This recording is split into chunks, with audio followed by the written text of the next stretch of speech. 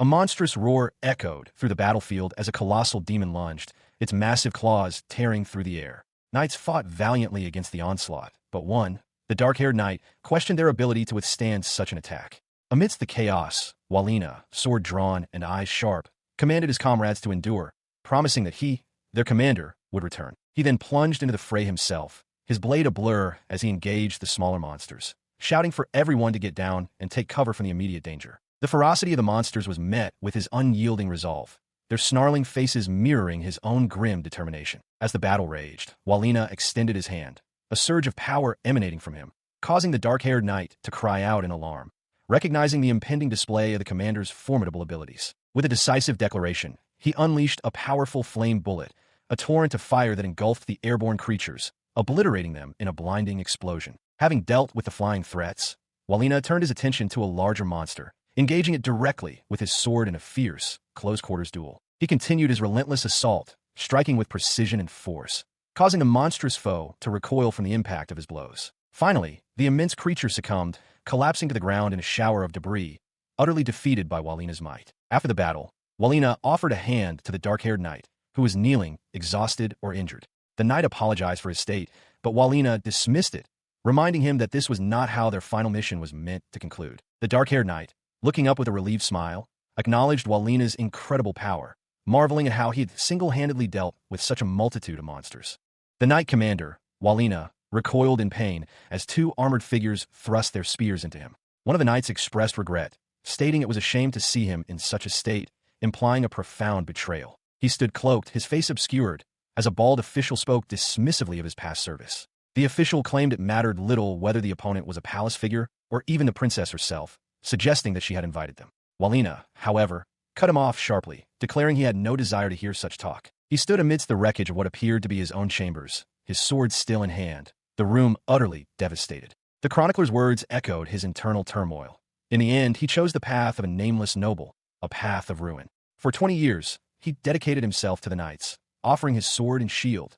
This is the result. His face, partially obscured by his hood, was etched with pain and sweat, his eyes wide with a haunted expression. He thought to himself that he could not laugh, wondering when he had last felt such a way, realizing it was since the first time I killed someone. At that time, the grand interior of the castle, with its ornate staircase and elegant mirrors, stood silent and empty. Outside, birds soared freely against the clear sky, a stark contrast to the turmoil within. He stood at the imposing castle gates, a horse-drawn carriage waiting patiently nearby. He pulled his hood tighter, preparing for departure, and declared it was time to go. Behind him, Princess Terran, also cloaked, called out to him, her voice filled with concern. His eyes widened slightly, a flicker of surprise or recognition crossing his face as he turned his head. She looked at him, her large eyes filled with distress, her mouth slightly agape as she repeated his name. Brother. His gaze sharpened, his eyes narrowing with a mix of resolve and perhaps a hint of pain, as he began to utter her name. He stood facing her, his back to the castle gates, as Princess Terran confronted him, her voice trembling with hurt. She accused him of being cruel, lamenting that she had waited all this time without a single word from him, only for him to now be leaving for somewhere else. He revealed his dismissal as knight commander the previous day, explaining that he now intended to retreat to the countryside and enjoy a slow, peaceful life. Princess Terran, utterly shocked, questioned his words, demanding to know why he had been fired from the Night Order. He simply reiterated that he had just told her. She pressed further, expressing deep concern for the Night Order and everyone involved, including the Saintess, who was also his childhood friend.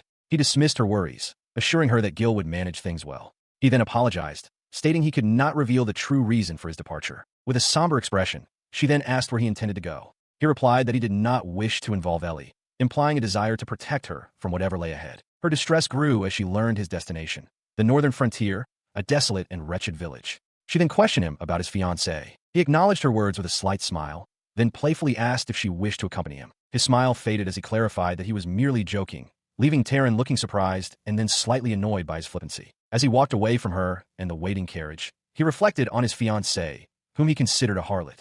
He then thought of his kind childhood friend, realizing that her goodness alone had been enough reason for him to serve the kingdom. He cast a final glance back at the royal capital, declaring that he would never set foot there again. Now in a desolate, snowy landscape, he unleashed a torrent of rage, cursing those who had wronged him. He vowed to kill anyone who dared to obstruct his path, screaming that he would not die and that they were fools for having let him live. He rode swiftly, his horse galloping along a narrow, winding path. Suddenly, the horse reared, startled by something unseen, forcing him to pull hard on the reins to maintain control. As he regained control, his gaze fell upon a horrifying sight.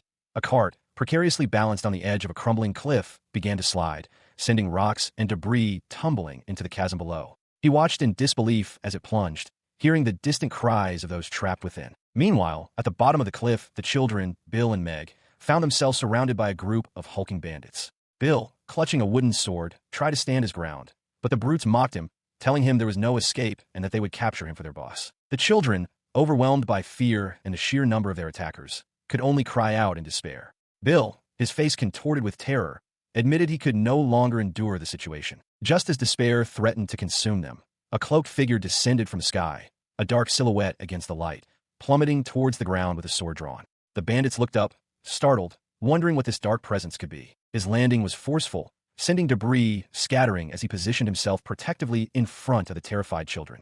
The bandits, shocked by his sudden appearance, questioned who he was and where he had come from. Without hesitation, he engaged the attackers. One bandit, attempting to strike him with a club, found his weapon shattered by the cloaked figure's swift, precise sword strike. The bandit could only stare in disbelief at his broken weapon. His movements were a blur of lethal efficiency. He moved through the remaining bandits with incredible speed, his sword a flashing arc, dispatching them with brutal precision. He muttered to himself that he was in a foul mood. With the immediate threat neutralized, he turned to the children, his expression stern. He knelt, demanding to know if they understood the pain of being cut down by others, then harshly called them fools for their recklessness.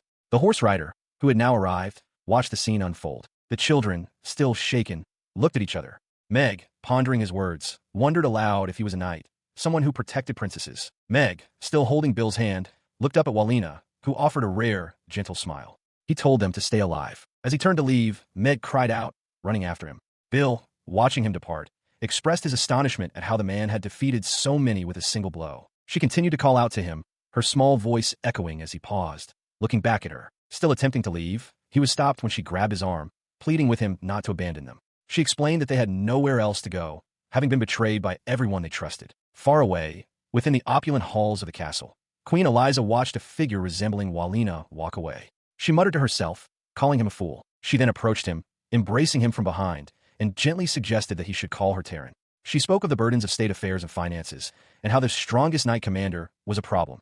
He, however, warned her not to touch him. He pulled away, his face contorted in a grimace of anger and frustration, as he declared that he would not die a meaningless death. After a month had passed since his last encounter with the king, Walina, the former knight commander, found himself in a desolate, mountainous region. He expressed his frustration, questioning why the king had sent him to such a remote place, a land where nothing existed. Bill, his young companion, confirmed their location on the map, noting that the knight commander was expected to return from a life-threatening mission. Suddenly, Walina noticed a carriage approaching, realizing it was his fiancée, the princess, being taken away. Moments later, Walina and Bill arrived at a small, isolated house in a vast, open landscape. Walina, still reeling from the sight of the carriage, muttered in disbelief that this dilapidated structure was to be his new home. Bill, however, looked upon the expansive, untamed land with a sense of wonder, remarking on its beauty. As he stood before the desolate dwelling, a wave of shock washed over Walina. This was the borderland of Norwald, the place he had been sent. The reality of his exile, and the meager existence awaiting him, settled in with a heavy blow. Inside the house, the situation was no better. Walina, Bill, and Meg surveyed the crumbling interior. Walina observed that the house was old, musty, and falling apart, a stark contrast to his former life. He realized with a bitter understanding that this was the king's idea of a reward for his service, a desolate, forgotten land, and a decaying noble's residence in Norwald. Despite the grim surroundings, Meg, with a determined expression, declared her readiness to help. Her unexpected enthusiasm seemed to momentarily surprise Walina, who watched her with a slight look of bewilderment. Walina, now holding a shovel, turned to Bill and announced that it was time for them to begin their work. Meanwhile, Meg, already diligently sweeping the dusty floor, complained that it had only been 30 minutes since their arrival. Walina, undeterred, declared that it was time to start developing the land. Standing in the vast, untamed field, Walina asked Bill if they should clear the entire area for cultivation. He then raised a shovel, preparing to strike the ground, instructing Bill to set aside any difficult thoughts for the moment and prepare to work. With a powerful swing, Walina's shovel struck the earth, breaking through the tough soil. This moment marked the true beginning of the former strongest knight commander's second life. The arduous work continued, with 2 shovels now firmly planted in the newly tilled earth, a testament to their efforts in transforming the barren land. Suddenly, Walina's shovel struck something hard and metallic beneath the surface, sending sparks flying. He continued his daily routine, which now included training the young boy, Bill, in swordplay. Bill, wielding a wooden sword, lunged forward with a determined cry, but his attack was easily parried by Walina, who held only a shovel. Bill stumbled back, frustrated that he couldn't land a single blow. Meg, observing from a distance, clutched her staff-like object, her expression a mix of concern and awe. Meg, her eyes wide with earnestness, then approached him, asking if he would teach them both swordplay and magic. Bill, equally eager, echoed her request. Walina listened, a thoughtful expression on his face, as if recalling the circumstances that brought them together. Indeed, it had been a month since he had saved the lives of these two children. Bill, a 14-year-old boy, possessed a peculiar strength and expressed a desire to live by his own power, having been separated from his parents. Meg, on the other hand, was adept at housework and wished to learn magic. Walina, considering their requests, proposed a deal. He would teach them the basics of sword and magic, provided they offered their labor in return. Just as this agreement was being made, a horse-drawn cart arrived, signaling a new development. A man with a pickaxe, observing two young girls, Meg and Pigtails, practicing magic, told them to relax, stating he had no interest in children like them. Pigtails, undeterred, responded that she would do her best tonight. She then focused, her eyes wide with determination, as she prepared to unleash her spell. With a surge of power, Pigtails launched a fiery projectile, a fire shot, towards her target. The man with the pickaxe watched calmly, while Bill, standing nearby, looked on with a mix of awe and apprehension. As the blazing spell hurtled closer, the man remained unmoving, his expression composed, while Bill behind him recoiled in terror, bracing for impact. In an instant, the man swung his pickaxe, effortlessly deflecting the fiery blast. The impact created a powerful gust of wind, sending debris scattering. Bill, utterly astonished, exclaimed in disbelief at the suddenness of the counter. Still reeling from the deflected spell, Bill watched as the man turned to Meg and Pigtails, who now lay on the ground. He sharply criticized their poor coordination and lack of growth, then admonished Bill for his unnecessary movements during the exercise. The man then explained to the children that as twins, they possessed a unique advantage, capable of complementing each other's weaknesses and achieving greater synergy than others. He urged them to trust one another and strive for improvement. Raising a hand, he reiterated that if they could truly believe in each other, they would succeed. Meg and Pigtails looked up at him, their expressions shifting from dejection to renewed hope. Later, as the man, Bill, Meg, and Pigtails walked away from a building, he mused aloud that this quiet life was not so bad. In the distance, a figure emerged, catching Bill's eye. He wondered if it was a person approaching. The approaching figure, a woman with long, light hair, smiled brightly as she called out to him. He turned, his eyes widening in surprise as he recognized her. "Eri," she gasped, a sudden realization dawning upon her as she looked at the man before her. Moments later, the woman, Eri, stood before Walina, her childhood friend, outside a modest dwelling. The children, Meg, Bill, and the others, watched the reunion with a mix of curiosity and apprehension, wondering about this new acquaintance of their master. The children, however, were less than pleased. Meg and the girl with pigtails exchanged worried glances, their faces contorted in dismay. They muttered about how it had only been a month since they last saw Walina, and now he had brought back such a cute girl. Eri, seemingly oblivious to the children's distress, smiled sweetly, her eyes closed in contentment. She mused internally that Walina seemed to be enjoying a rather slow-paced life now. Her smile widened as she continued to speak, wondering aloud why Walina had taken on disciples. She then declared that she, Eri, had been with him since childhood, even in the Night Order, and would continue to be with him forever. Walina, taken aback by her bold statements, protested vehemently, asking what she was talking about and what had happened to the Night Order. He questioned her intentions, asking if she was trying to assert dominance over the children. Eri, however, simply asked what he planned to do next. With a dazzling smile, Eri announced that from today onward, she would be living with him. She extended her hand, offering a cheerful greeting. Walina stared in utter disbelief, his jaw dropping at her declaration. The children, equally stunned, looked on with wide, shocked eyes as Walina, flustered, demanded to know what she was saying and what had become of the Night Order. He insisted that he had not been dismissed from the Night Order, but Eri simply stated that it was already decided. He then angrily told her to return to the capital, but she remained unfazed, her smile unwavering. Queen Eliza lay prostrate on the floor, her body racked with sobs, as she accused Walina of unspeakable cruelty. She lamented his deception, questioning where she was meant to go now that he had taken her home from her. Her voice trembled with despair, asking what she was to do. He averted his gaze, a flicker of discomfort crossing his features as Eliza continued her heartbroken plea, asking if he was truly a demon. Walina, in a low voice, offered his apologies, expressing his deep regret for the situation. Later, under the vast expanse of the night sky, with distant mountains silhouetted against the stars, Walina poured tea for Eliza. She looked at him intently, asking him to listen to her, if only for this one thing. As they sat across from each other, Eliza pressed him, demanding to know why he had quit the army and why he had died. She recounted how the sudden news of a knight commander, a hero, dying had greatly shaken the capital. Walina simply replied that it was a difficult story to tell. She continued, revealing that he had been having an affair, and that she, the princess, was already pregnant with his child. Her words hung heavy in the air, a stark accusation. Walina looked away, his expression unreadable, as Eliza questioned if it had all been a lie, and how things could have possibly been better. He explained that he already had a fiancée, and it would have been too scandalous for him to have a child with the princess. Because of this, he was forced to marry his fiancée, a court lady, after his supposed death. He added that the officials and council of the kingdom. Eliza's eyes widened in shock and anger, her face contorted with fury. She declared that she could not forgive him, accusing him of pushing all the blame onto his brother. Walina stood, attempting to reason with her, telling her that her anger was too cruel and that she shouldn't be so upset. Meanwhile, from behind a partially open door, Eiyuu, Meg, and Bill watched the tense exchange. Eiyuu, concerned, urged Meg to calm down, wondering if the children were waking up. Suddenly, Eliza erupted in a furious outburst, declaring that she would protect Princess Taryn with all her might, and screaming at Walina, calling him a black bastard. She then hurled a teacup at him. Walina dodged the projectile, his face a mask of shock, while Eiyuu, Meg, Bill, and the other children recoiled in fear. Walina tried to calm her, telling her to stop, warning her that if she continued, she would be a repeat offender. Eiyuu, alarmed, called out to Walina. Eiyuu wept, her face contorted in sorrow as she tried to articulate her distress, muttering that something was not as it seemed. He watched her, his expression serious, and questioned why she shed tears, asserting it could not be solely for his sake. She could only offer a hesitant, incomplete reply. Gently, his hand reached out, enveloping hers in a comforting grasp. He held her hands firmly, observing her weary face, and told her she appeared exhausted, suggesting she needed human warmth.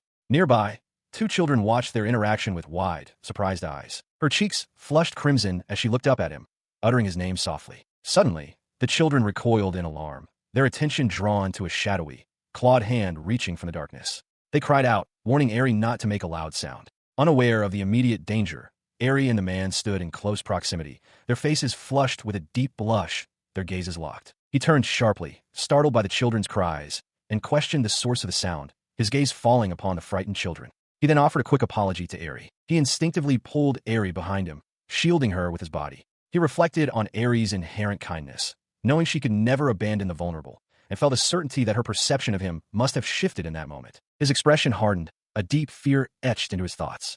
He silently apologized, admitting his terror of being betrayed once more, and his equal fear of Eiyuu suffering the same fate. He confessed his dread of having his vulnerabilities exposed. Eiyuu, however, smiled brightly, her earlier distress seemingly forgotten, and urged him to move forward. She mused to herself, wondering if her sister had ever smiled with such unburdened joy. Her moment of joy was abruptly shattered as the mysterious threat materialized. The man in his pickaxe, eyes narrowed, his mind racing with the realization that this world, despite its apparent tranquility, held hidden dangers. He perceived something falling through the doorway, a figure plummeting into the room. His surprise was palpable as he recognized the form. It was a human. Overwhelmed by the sudden intrusion and the revelation of the threat's human form, she lay sprawled on the ground, her body slick with sweat, eyes closed in a mixture of pain and exhaustion. A young woman, bearing the distinctive ears and tail of the fox tribe, lay unconscious and injured on the wooden floor. Observing her, a man with dark, spiky hair identified her as a member of the fox tribe, while another, with similar features, noted her characteristic large ears and tail. Still unconscious, the fox tribe member was covered in sweat and grime, her body bearing numerous wounds. The man pondered why a member of the human-hating fox tribe would be found in such a dire state. As the injured woman lay still, a woman with long, light hair expressed concern over the depth of her wounds, offering to apply anesthetic and treatment immediately. The man agreed, but before she could act, the fox tribe member suddenly stirred, her eyes snapping open with a mixture of fear and rage as she lunged at him. He quickly moved to restrain her, holding her back as she thrashed violently, screaming for him to release her. Two children watched the struggle, their faces contorted in terror. Her face contorted in a furious snarl, tears streamed down her cheeks as she bared her fangs, accusing the humans of suddenly attacking her village. Still struggling against his grip, she continued to demand her release, but he urged her to wait and calm herself, attempting to reason with her amidst her distress. Moments later, the woman with long, light hair successfully administered the anesthetic to the fox tribe member, whose eyes immediately swirled into a dazed spiral as the drug took effect. The man wondered if the anesthetic had been too potent, while his companion recalled hearing tales of a fox tribe dwelling deep within the forests near Norwald. With the fox tribe member now unconscious, the woman with long, light hair continued to tend to the group of children.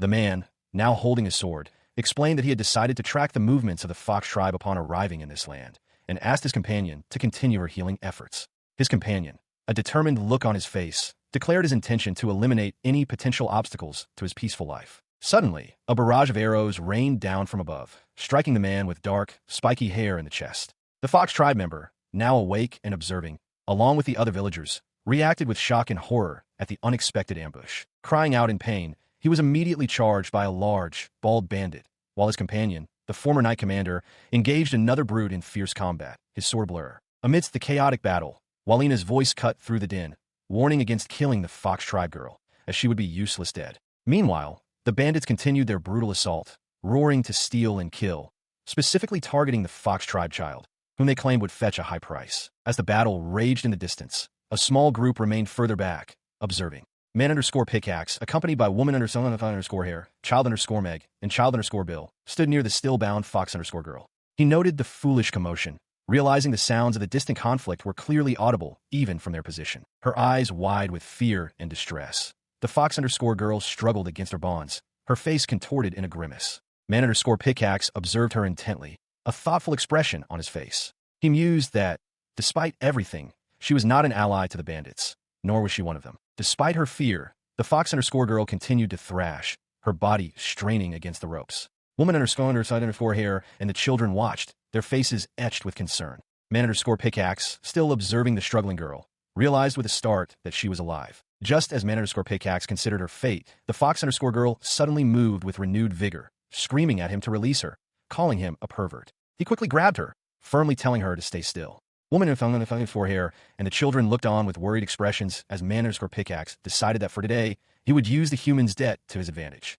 At the edge of a perilous cliff, a group consisting of woman_long_hair, child_meg, child_pigtails, and child_boy watched with apprehension as Man_pickaxe prepared to descend. He declared his intention to go, instructing woman_hair to protect the children. She, however, questioned his decision, asking what he intended to do given the overwhelming numbers they faced. She looked on in shock as he began to tear his shirt, revealing a scroll. With a fierce cry, he invoked an ancient incantation, commanding the sealed evil spirit within his hand to gather and become the breath of misfortune, urging it to appear. From the shadows, unseen bandits cried out in fear, realizing the gravity of their situation. As he completed his incantation, a brilliant orb of energy manifested in his outstretched hand, crackling with raw power. His sword lay discarded on the ground, momentarily forgotten as he channeled the formidable magic. His gaze remained firm, even as the bandits, now visible, recoiled in terror.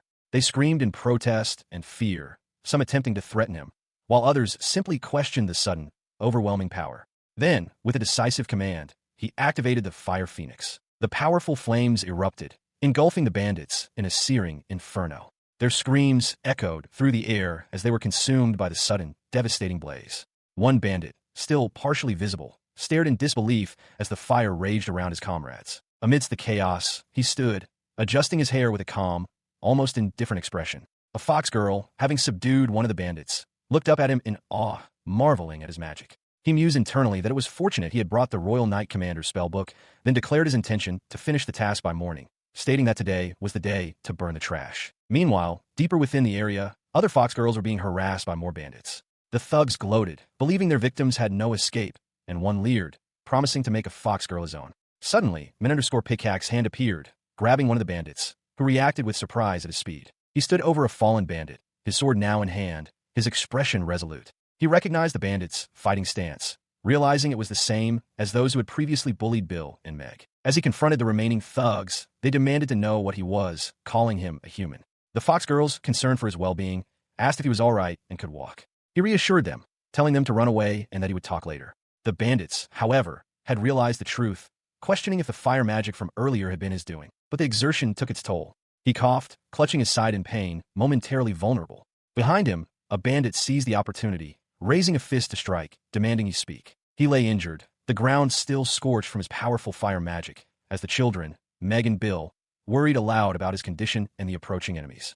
The fox girl, crouching nearby, also expressed her fear, realizing the battle had truly begun. Suddenly, the fox girl sprang to her feet, a desperate cry escaping her lips as she fled, urging the children to follow her. Meg and Bill, wide-eyed with terror, scrambled to keep pace. Her escape was short-lived. She soon collapsed, clutching her side in pain, a fresh injury hindering her movement. Bill, still attempting to flee, glanced back in alarm. Moments later, two hulking bandits discovered the cowering fox girl, Meg and Bill. They gloated over their find, particularly pleased to have found a foxkin, and noted the presence of human children as well. Meanwhile, the woman _hair knelt beside the still-injured man_pickaxe, tending to him. She then turned to the other fox girls, urging them to flee quickly, assuring them that their brother would recover. Despite his injury, he rose to his feet, addressing the gathered fox people. He commanded them to evacuate towards the fire, emphasizing that any man who could move should assist in the retreat, ensuring no one was left behind. The fox people, some with ears, some without,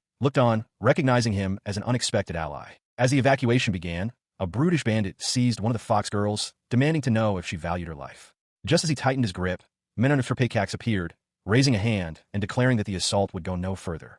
A powerful bandit, his muscles bulging, lunged forward with a fierce roar, aiming a brutal strike at Walina. He laughed maniacally, holding the terrified children hostage, while Walina, the former strongest knight commander, approached. The villagers, including Eiyuu and her brother, watched in horror as the bandit declared he would teach Walina a lesson about the king's crest, warning that even crying children would be silenced by the name of Walina, the northern knight commander. Walina, his expression grim, explained that he was currently on a monster subjugation mission under the king's direct order, which was his top priority. He stated that he could not stop, especially when it involved killing troublesome monsters and selling off different races, implying his duty was paramount. Meanwhile, the man with the pickaxe, visibly shaken, urged the fox girl to flee quickly, muttering that Walina was a monster. She, however, questioned the nature of Walina's weapon, wondering what kind of strange implement it was. As the bandit's spiked club swung down, Walina calmly extended a single finger, preparing to intercept the blow. He effortlessly caught the massive, spiked weapon with just his fingertip,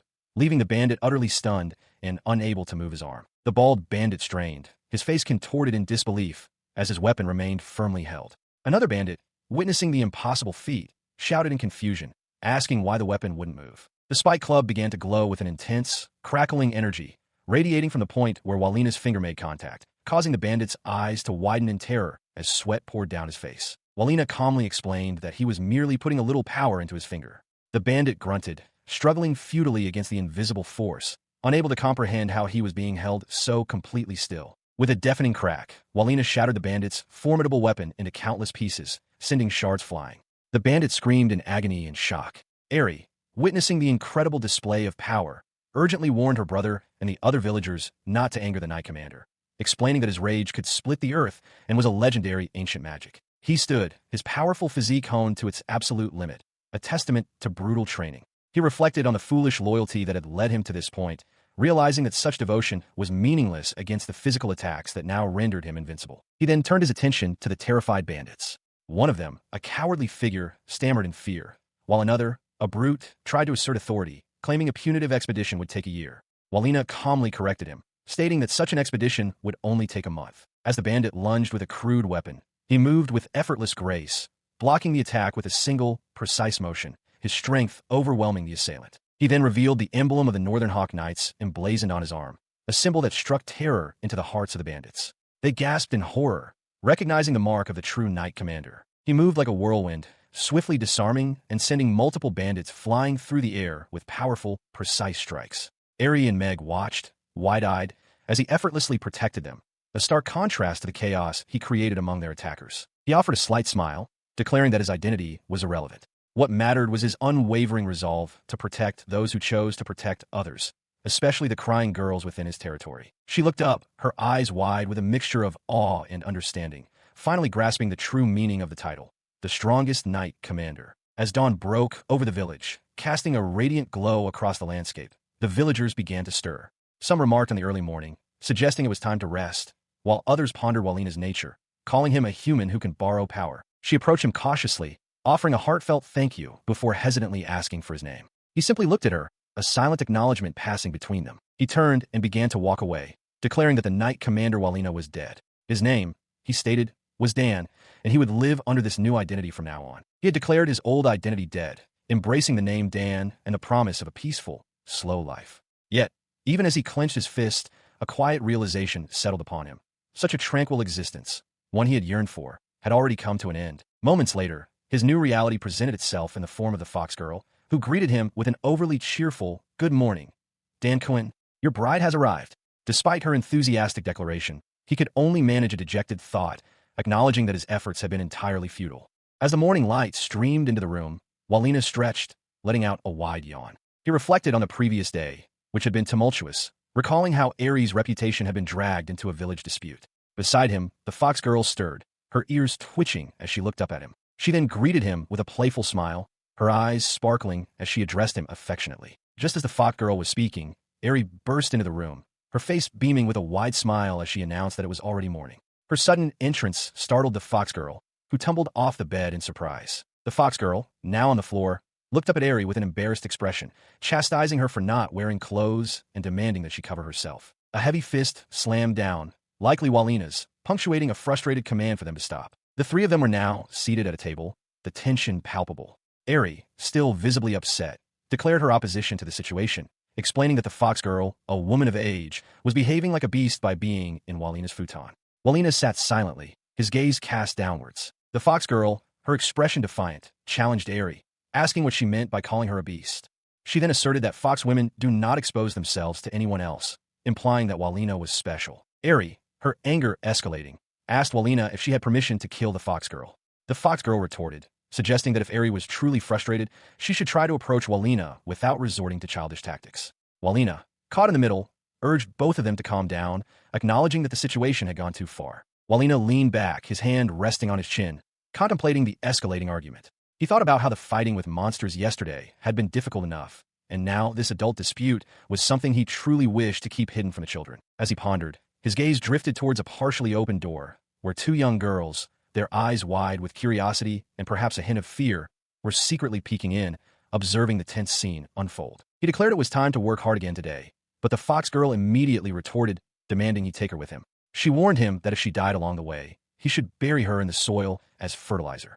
Eiyuu, standing calmly nearby, simply told the fox girl to be quiet. The farming tools lay ready, awaiting their use in the fields. As the work began, the fox girl crouched low, her expression a furious snarl, clearly agitated by Eiyuu's presence. Meanwhile, he and Bill diligently tilled the soil, seemingly oblivious to her simmering anger. She then turned her fiery gaze to him, demanding to know exactly what Eiyuu was to him. He explained that Eiyuu was his childhood friend, someone he had known since they were children, and they were close in age. He recalled a memory of Eiyuu, younger and smiling brightly, telling him that when he aimed to enter the Knight Academy, she too would enter the Magic Academy, and they would work hard together to pass the exams. Her memory continued, showing her joyful declaration that they would both become members of the Knight Order and protect their country together. Back in the present, he tried to clarify that it wasn't a romantic relationship, but rather a bond as comrades in arms. The fox girl, however, merely pouted, while the two young girls observing from a distance exclaimed how wonderful it was, perceiving them as a fated pair. The fox girl then clung to him, declaring that love had no time for such trivial matters.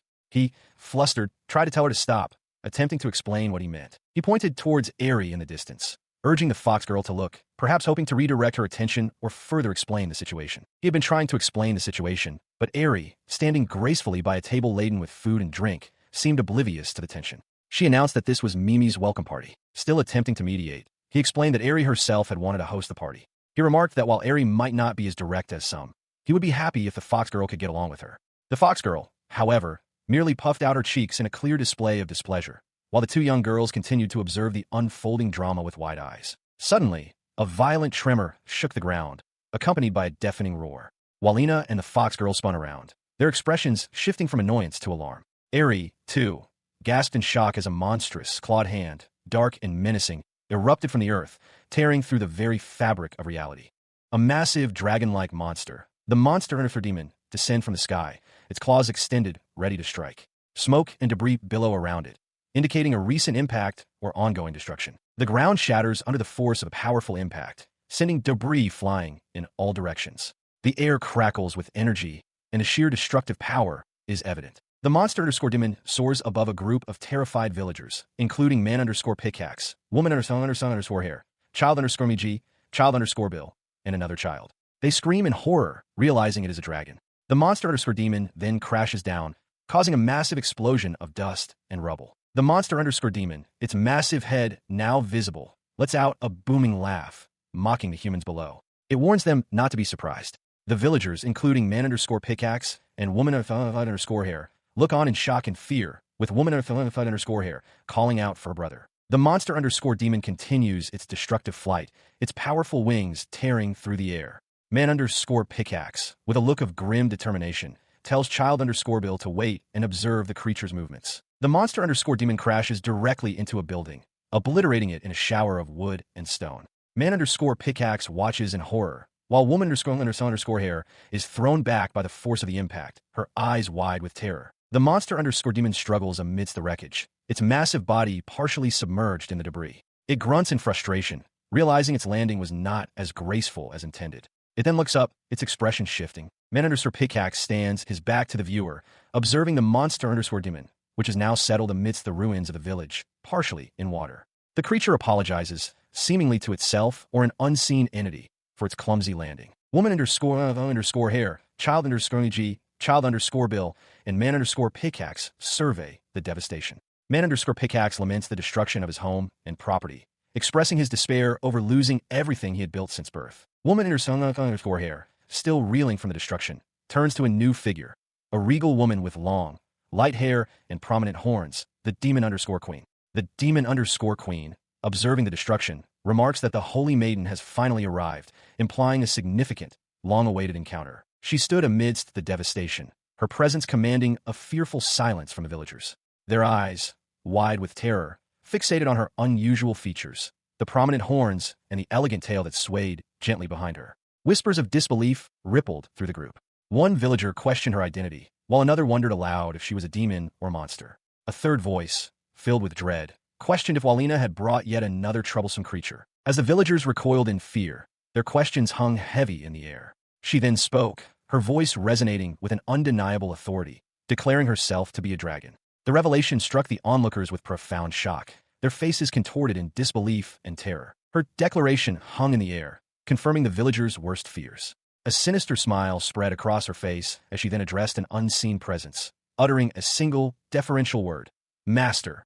Amidst the chaos of battle, Eiyuu cried out in terror as a dark, armored figure seized her. Below, Walina, sword drawn, engaged the enemy, while other knights were ordered to rescue the saintess, confirming the enemy's true objective. He fought with grim determination, his mind briefly flashing back to events from several years prior. The battle raged around him, a whirlwind of steel and desperate cries, as Eiyuu continued to look on in fear. Suddenly, a monstrous demon lunged, its massive claws extended. Walina stood his ground, reflecting on his past as a knight commander, a role he had only recently reclaimed, and the sleepless nights that followed. Meanwhile, a group of knights observed the unfolding disaster, one of them questioning the absence of the kingdom's guardian dragon. Another knight remarked that the queen seemed furious, while a third lamented the futility of their efforts against such a formidable foe. Walina moved with swift purpose, his boots striking the ground as he advanced towards the enemy, his cape billowing behind him. The other knights watched, surprised by his sudden, decisive action. He leaped towards the colossal monster, declaring his intent to form a contract with the ancient dragon of the southern sky, Chloe. Both Eiyuu and the dark-haired knight looked on in stunned disbelief. The ancient dragon, Chloe, turned its massive head, its eyes narrowed in a fierce gaze, questioning Walina's audacious proposal of a contract. Eiyuu, still held captive, pleaded desperately with Walina, urging him to abandon her and escape to safety. Meanwhile, the dark-haired knight, standing with his comrades, reassured them not to worry about him, asserting that he was not a good person and they should not imitate him. Walina, his face bruised and bleeding, declared with unwavering resolve that he would gladly sacrifice his life as the knight commander of the Northern Falcon if it meant protecting what was truly important. He stood before the ancient dragon, its massive eye fixed upon him. The dragon, Chloe, recognized his lineage, recalling his ancestor, the founder of the kingdom, who had also become a knight. She mused that it was interesting how history seemed to repeat itself. She then posed a question, wondering what would happen if a human were to consume the power of an ancient dragon. With unwavering resolve, he declared that he would show her the extent of his determination, even if it meant his own demise. Moments later, a blinding flash of light enveloped the area, and from its dissipating glow emerged not the colossal dragon, but a striking woman with long, flowing light hair and prominent horns. She looked down, acknowledging her new form, and spoke, referring to herself as this girl. Her gaze then shifted to the two children, Meg and Bill, who stood frozen in terror, their eyes wide with shock at the sudden appearance of the horned woman. She chuckled softly, seemingly amused by their frightened reactions.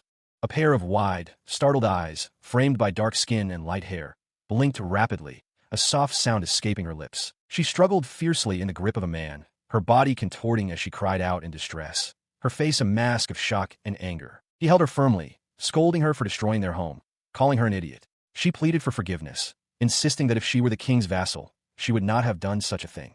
Nearby, Aerie, Bill, and Meg watched with concern. Still upset, she demanded to know what he was doing, questioning why the strongest knight commander of the kingdom was in such a rural place. She insisted he explain himself. As evening approached, casting long shadows over the mountainous terrain, the man called out, urging everyone to quickly set up their tents before nightfall. Aerie confirmed that she was already doing so. Later, as night fell and the camp was established, the man sat outside a tent, explaining to the horned woman that he had been exiled from the capital a year prior.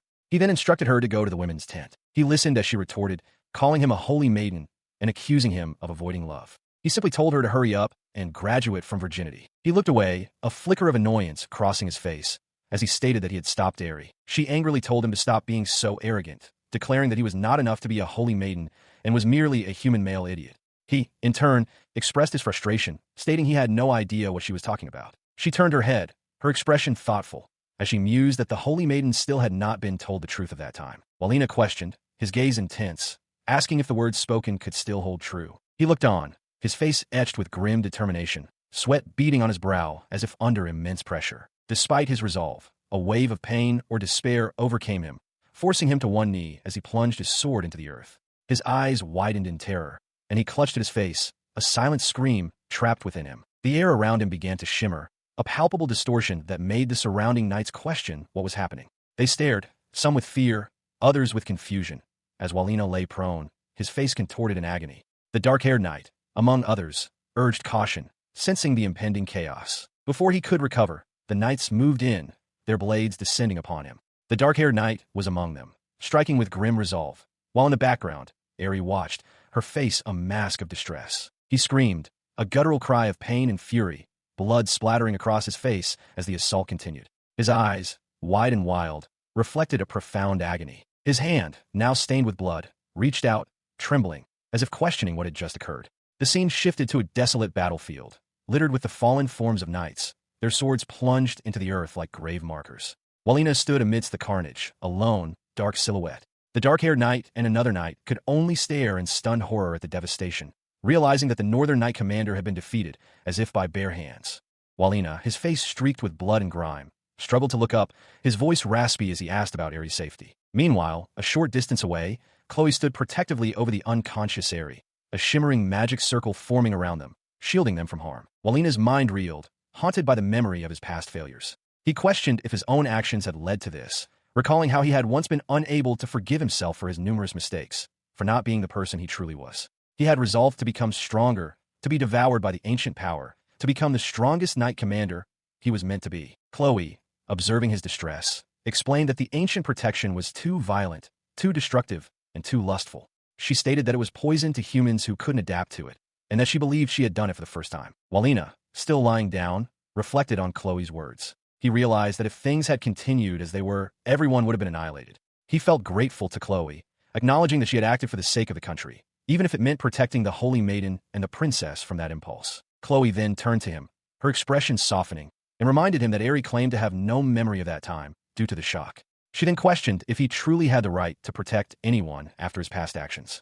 Walina covered his face, clearly tormented by her words. As Walina grappled with his guilt, Chloe leaned in, her voice playful, inviting him to come closer. He recoiled, blushing deeply, protesting that he was a grown man and she shouldn't tease him like that. She ignored his protests, leaning over him with a mischievous smile, remarking on how nostalgic it was and wondering when he had last been like this. She then teased him further, suggesting he was acting like a 10-year-old. Later, inside a simple tent, Walina lay resting on a mat, while Chloe lay beside him, her head gently resting on his shoulder, both seemingly at peace after their intense conversation. Outside the tent, the sky opened up and a heavy rain began to fall. 3 officials discussed urgent matters, one reporting that the documents for the northern region needed to be reviewed by the new knight commander immediately. He added that the movements of the Gurkha tribe near the southwestern border were active, but then paused, asking for a moment. Meanwhile, the new knight commander, Walina, lay slumped over a desk, overwhelmed by towering stacks of paperwork. He groaned, lamenting that he was not suited for such a grand mission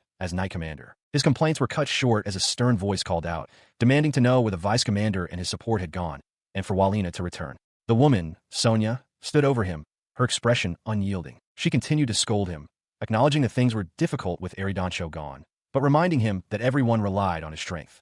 He apologized, admitting his weakness. Still slumped, he muttered about the war, declaring that if it broke out now, it would be the end. He blamed that guy for all the foolishness that had led to this situation, while Sonia watched him with a concerned gaze. Elsewhere, Chloe stood in the rain, her expression serious as she spoke, mentioning the princess. She then turned to Walina, who stood shirtless beside her, and expressed concern that Princess Taryn would be cold and that her clothes and shoes would get dirty. He, however, simply stated his dislike for the rain. Chloe reassured him that the weather would clear up soon and commented on his changed expression, noting how different his face looked now. He responded with a subtle smirk, his gaze distant, hinting at a deeper thought about the state of the country. She smiled gently, stating that now was a time for healing, a brief moment of peace before a new storm arrived. She gently urged him to sleep peacefully, promising to become his sword if he ever strayed from his path.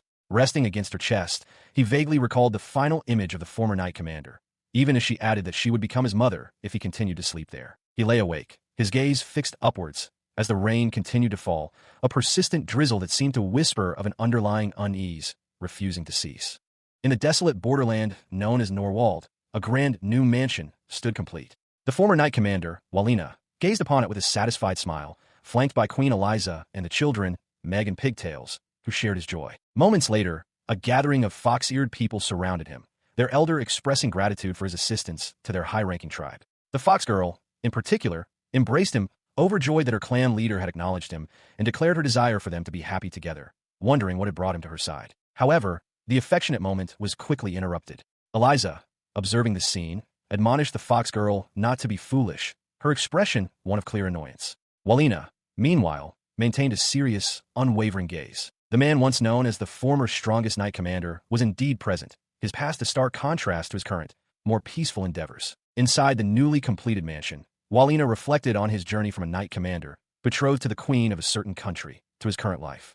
He had intended to live quietly in this new land, sword in hand, but Eliza's voice broke his reverie, asking about the kitchen equipment. Meanwhile, outside the mansion, Meg excitedly pointed towards a commotion, calling out to Eliza. The queen, observing the scene, mused aloud, wondering if the gathering was a matter of fate or simply the nature of things. Walina, his expression thoughtful, realized that one after another, companions were gathering, following him to this new home. Indeed, another had arrived.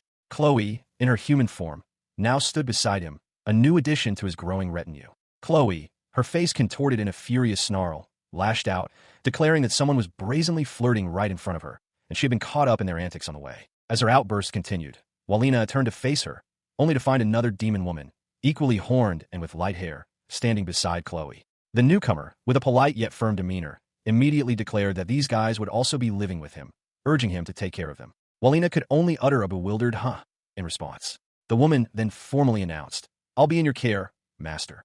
Walina stammered, as the realization dawned on him.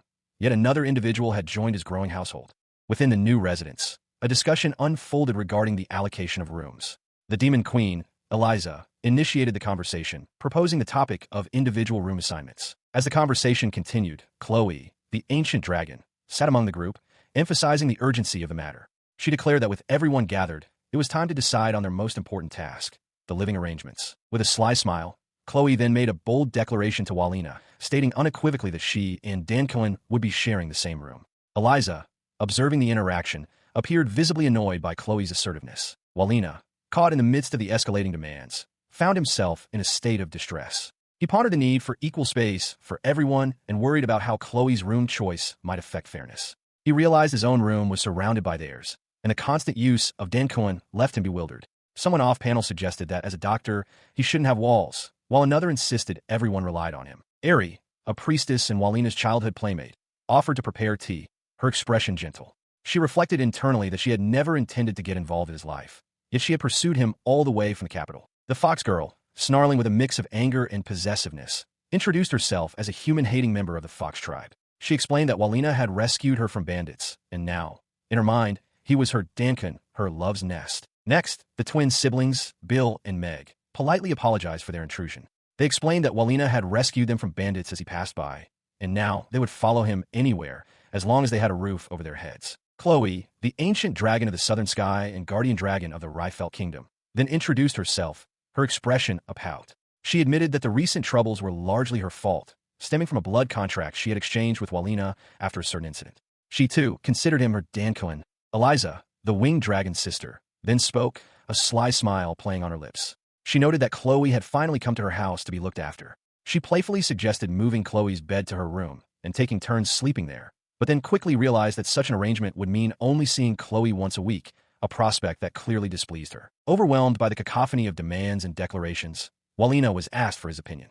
He surrendered completely, stating that anywhere is fine, the entrance hall is fine. One of the women retorted that he was not a dog, while another declared that they were all beneath the master, so the entrance hall was indeed fine.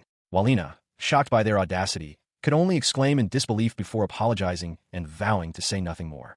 Such was the chaotic reality of his everyday life. He found himself in a tranquil outdoor hot spring, the water flowing steadily from a wooden pipe under a clear, star-filled night sky. He sighed, a quiet good grief escaping his thoughts. Submerged in the warm water, he closed his eyes, feeling the tension melt away. He mused that this was truly a return to life. He gazed out at the moonlit mountains, reflecting on the new residence's design. He had given many instructions, but this hot spring was his particular insistence. He thought of Bill, the boy who had helped him, and wondered if he should invite him to join. His moment of peace was abruptly shattered as his eyes snapped open, noticing a slender foot entering the water beside him. A moment later, Chloe emerged from the water, her expression one of wide-eyed surprise as she looked at him. She exclaimed that she was going to wash his back. He recoiled in shock, demanding to know why she was there. She retorted, telling him to hide himself, calling him a brute. Ignoring his protests, she settled deeper into the hot spring, a blissful smile spreading across her face as she declared that this was truly a return to life. He could only stare in exasperation as she continued, questioning why he was so surprised, reminding him that she was his property and not a child. The horned woman, Chloe, gasped in surprise, her eyes wide as she looked at the two children behind her. She wondered aloud what her master intended to do with them. Meanwhile, under the moonlit sky, Walina and young Bill sat by the water, discussing the very same children.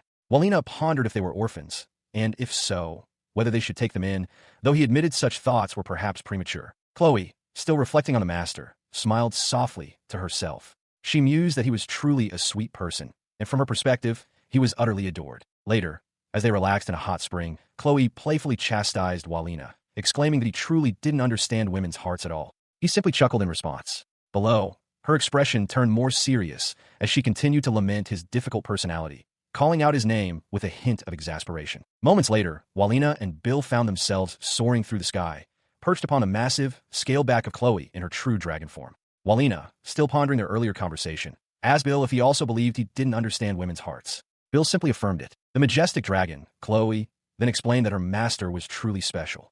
She revealed that she was an ancient dragon, and though she could not normally allow humans to ride her, Walina was unique due to their contract. As they continued their flight over a vast, mountainous landscape, with what appeared to be an army marching below, Walina instructed Bill to help Riza with his sword practice. He then exclaimed that he could see a town in the distance, urging them forward. Later, Walina was seen walking through a bustling town, carrying a barrel and a book, accompanied by the fox girl. She asked him if she hadn't been a bother by suddenly imposing on him. He reassured her, stating that she was cute compared to Chloe. The fox girl, delighted by his compliment, laughed heartily, covering her mouth with her hand as she repeated the word cute. Suddenly, chaos erupted in the town as buildings burst into flames. The fox girl, looking distressed, apologized to her master. Walina, observing the destruction, remarked that she still had much to learn, recalling how her sister had blown away an entire mountain just the day before. He felt a wave of depression wash over him. He inquired if she had found anything she desired at the general store, to which Chloe, blushing slightly, confirmed with a shy smile, holding up a small, elegant bracelet. Yes, this, she affirmed, indicating her choice. He observed the bracelet, noting its design. He then suggested it would be a useful matching item, particularly for distinguishing allies on a battlefield, and proposed acquiring one for everyone. Chloe, exasperated by his practical suggestion, exclaimed, Riza. She then declared that he truly did not understand the hearts of women, leaving him looking utterly surprised by her outburst. As they continued their walk through the town, Walina inquired about Bill, wondering what had become of him. He mused that Bill was likely waiting outside the town, as he would surely be bored accompanying them on their errands. Suddenly, Chloe's eyes widened in shock, her expression one of pure terror. Walina, sensing her distress, turned sharply, his own face reflecting surprise as he saw Bill in the distance, being approached by several ominous, hooded figures. The hooded figures surrounded Bill. One of them questioned if he was a young master, then quickly corrected himself, asking if he was a young lady instead. Another demanded to know the whereabouts of the other person. Chloe, her face contorted with fear and concern, cried out, questioning Walina's earlier words. Master, what are you saying? That child, she pleaded, her voice laced with desperation. The hooded figures closed in on Bill, their forms menacing. One of them declared that they had already searched him, implying their intentions were far from benign. Bill's face was a mask of pure terror as the hooded figures surrounded him completely. He screamed out, a desperate cry for help, calling for his master. A tense standoff unfolded as Walina, Foxgirl, and the young boy Bill found themselves surrounded by a group of hooded figures. One of the bandits seized Bill, who struggled fiercely, crying out for release. Walina, observing the scene, internally cursed his own carelessness and wondered about the identity and motives of their attackers, specifically if Bill was their primary target. He calculated the distance, noting that a swift, decisive strike was possible, but hesitated. Meanwhile, Foxgirl, with a determined glint in her eye, informed Walina that she would handle the situation, referring to the bandits as mere luggage. As Bill continued to struggle, the hooded bandit clamped a hand over his mouth, forcefully silencing him and ordering him to be quiet. Walina's eyes narrowed, a fierce determination hardening his gaze as he witnessed the bandit's actions. Just then, Foxgirl, now holding a small, sharp blade, stood ready, her profile revealing a focused intensity as she reiterated her intention to handle the luggage for her master. With a sudden burst of speed, she transformed, dark, bat-like wings sprouting from her back as she launched herself into the fray. She swiftly kicked one bandit, sending him sprawling, and urged the others to hurry and follow her lead. She soared above the startled hooded figures, her new wings fully unfurled, leaving the bandits below to gaze up in shock at her sudden, powerful ascent. Her eyes, wide and fierce, reflected the raw intensity of her transformation and the battle unfolding around her. In a blur of motion, her blade flashed, and she rapidly incapacitated several more bandits, who fell before her swift assault. Standing over a defeated foe, she dismissed their efforts as too slow, leaving another bandit stunned by her incredible speed. As Foxgirl dealt with the bulk of the attackers, Walina turned his attention to a remaining hooded bandit, calmly addressing him. The bandit, who had been holding Bill, now looked utterly terrified, raising a hand in a desperate plea as he began to reveal that they were merely following orders. The bandit, still held captive, desperately tried to speak, claiming ignorance of any orders. Walina, however, cut him off with a fierce glare, warning him not to dare touch his family, threatening death if he did. His menacing gaze intensified, Walina reiterating his deadly threat against anyone who would harm his family. Nearby, Foxgirl watched, admiring her master's swift and powerful movements. Walina then turned his attention to Bill, asking if he had sustained any injuries. Bill, looking worried, quickly denied it, insisting he was fine and expressing gratitude for the rescue. Walina questioned if he had been left in charge, which Bill again denied, before Walina firmly told him to show his hand. Bill averted his gaze, clearly reluctant. He let out a small, distressed sound, his eyes wide with a mixture of fear and surprise. His wide, fearful eyes met Walina's intense, scrutinizing gaze, a silent tension hanging between them. Walina, having taken Bill's hand, examined it closely, prompting a surprised gasp from the boy. He stammered, trying to form words, as Walina seemed to discover something unexpected. He looked down, his expression a mix of embarrassment and confusion, as he quietly uttered a single, profound question. Woman. A memory surfaced, showing Bill as a young girl, her expression thoughtful as she pondered the Herson Trading Company. Elsewhere, Princess Taryn inquired about the Herson Trading Company, wondering if they were the ones who handled lumber from the east and if they were a major establishment. The Demon Queen, standing beside her, confirmed they would be a merchant for the Empire, but added that she hadn't heard good rumors about them recently. Chloe listened intently,